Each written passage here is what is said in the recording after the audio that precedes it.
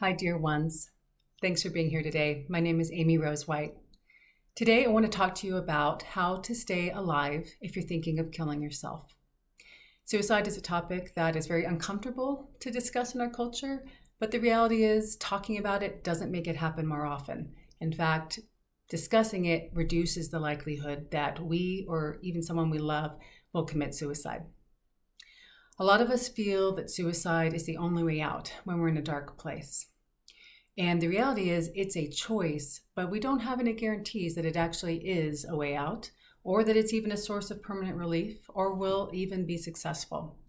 However, knowing that you have the choice to try to take your life is actually, I think, an attempt to cope with deep pain and despair. So there's nothing abnormal or weird or wrong about thinking about suicide. It's usually just a way we have as human beings to try to find a way out of our pain. You are not alone. Most of us will have suicidal thoughts sometime along the lifespan. You may be surprised to learn that therapists have suicidal thoughts too. And that's one of the reasons that I wanted to talk to you today, is because I myself, and multiple times during my life, have considered suicide as an option, and fortunately made it through, used some of the steps we're going to be talking about today in terms of how to stay alive. And I'm so glad that I did.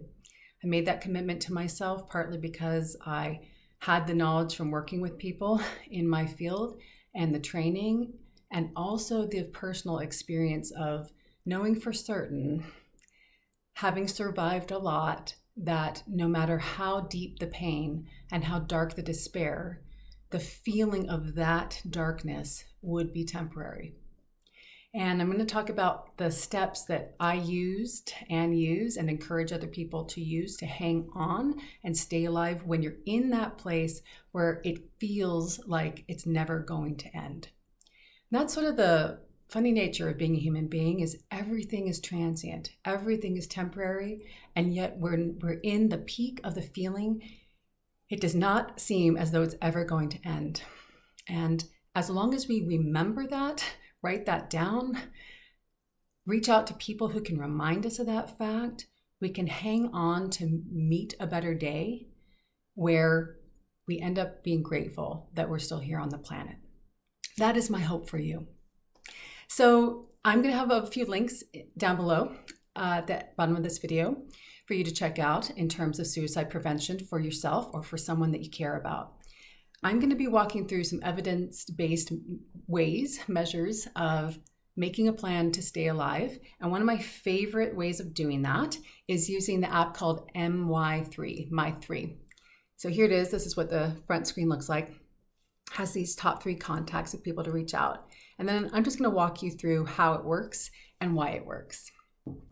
So the first step of reacting when you're feeling like committing suicide and you're thinking about a plan and you start to really walk yourself through the steps of how you might do it, is to go to this app or pull out a 3x5 card and walk through the steps that I'm going to discuss today to create a safety plan, otherwise known as a crisis response plan.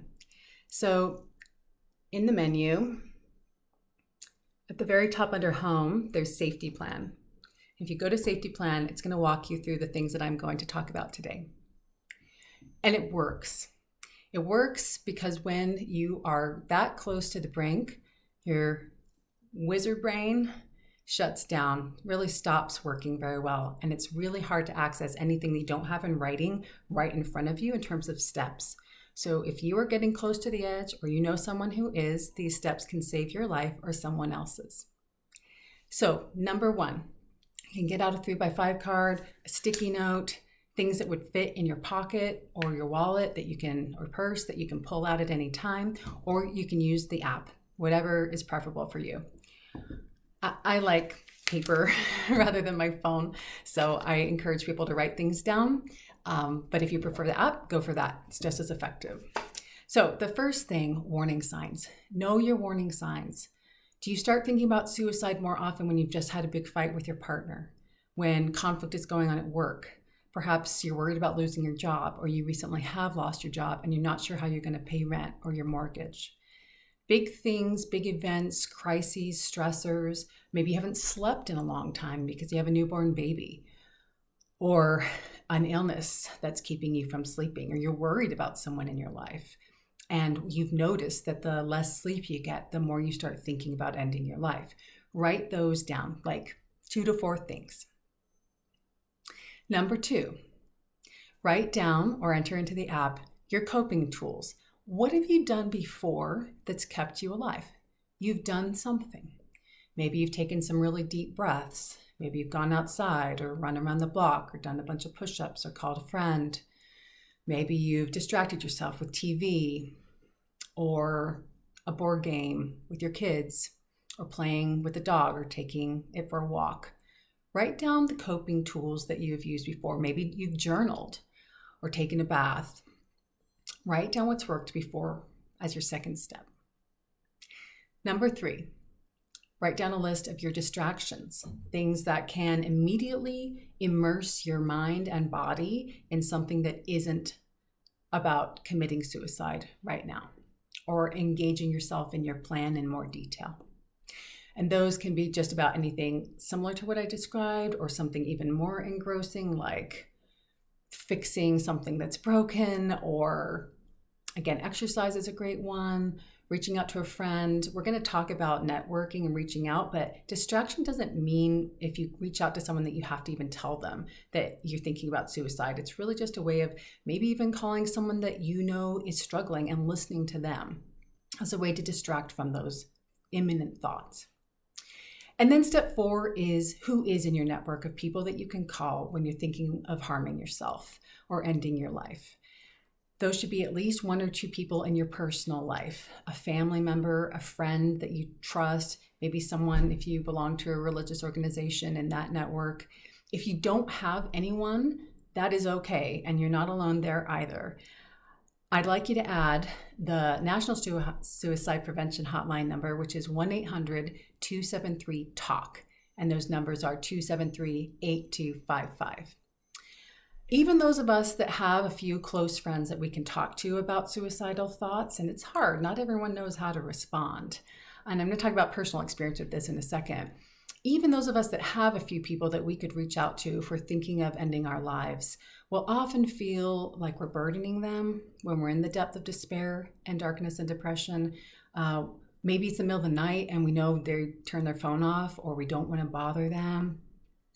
For whatever reason, it makes sense to have a hotline number in your plan, your crisis response plan, your safety plan, that is 24/7, that's going to be staffed by someone that gets it and isn't afraid to talk about suicide and is really there to listen. And I'm telling you, for any of you who have never called a crisis hotline, you've got to try it. I hope that you never experience a crisis where you feel you need to reach out to someone. And honestly, it is so wonderful to experiment with it, because once you connect to some of these highly trained people across our country that are serving in suicide response crisis centers, you'll realize what a wonderful resource it is. I personally reached out to the suicide prevention line during a very dark period of my life, during which I felt like I was burning my friends out. And I worried that I was a burden, all those things that I'd mentioned. And I also, in the middle of the night, wanted to be able to have a conversation with someone. At that time in my life, I lived alone. So I personally, twice in that really difficult time where I'd started contemplating taking my own life, despite all the things other people might say I obviously had to live for, that's the darkness of an illness like depression. It robs you of the ability to truly believe that that's the case, even when there's a lot of blessings visible to everybody else in your life. So calling 1-800-273-TALK will connect you to the nearest crisis center in your area. I should say it's going to connect you to the crisis center nearest the zip code that is in your, that's related to your cell phone number. So for me, that's actually in a state that's different than where I live currently, which actually gave me some relief around anonymity. I knew I wasn't going to be speaking to someone in our local crisis center, and that just felt safer to me. Nonetheless, it was so validating to hear this kind, comforting voice. I talked to a man once, I talked to a woman once, and they were both extremely understanding, helped give me space to process a circumstance that was really troubling me for a very long time. Totally non-judgmental. We're in no hurry to get off the phone. Wanted to make sure that I felt really safe and in a better place before we got off. Offered to follow up, call back, and be available should I need anyone in the future. So know that they work. It works. People who care are out there. You are not alone. No matter even if you feel like you have not a single friend or family member in the world that you can reach out to, there is help. Please reach out. So that was step number 4. That's just one number. So a couple personal people in your life if you have them. National Crisis Line, there's a few, but that's my favorite one. And then I encourage you to put 911 on the list. And you might be thinking, well, A, I'm never going to do that. And B, why do I need to write that down? Everyone knows 911. Well, I'm telling you again, when you're overwhelmed and considering killing yourself, your wizard brain, your prefrontal cortex here, all this nifty high order thinking happens. It really stops processing well.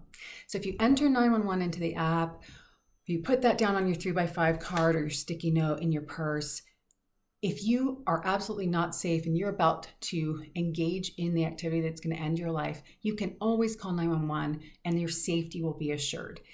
Are you going to get connected with the therapist that's going to be a wonderful fit for you? Are you going to get medication that you maybe potentially need? Is it going to make you new friends? No, but it will keep you alive. And it is just one step that is really important to put on there, and a number of steps that then eventually, because you didn't die, will lead you to finding more support, like a therapist, like other people that understand, people in your community, maybe reaching out to your family once that call has made, but you're alive. So I encourage you to add that into your support network, and that's step number 4. Step number 5, safety, assuring safety. If you have access to the way that you have been thinking about killing yourself, the best thing to do to stay alive is to limit that access.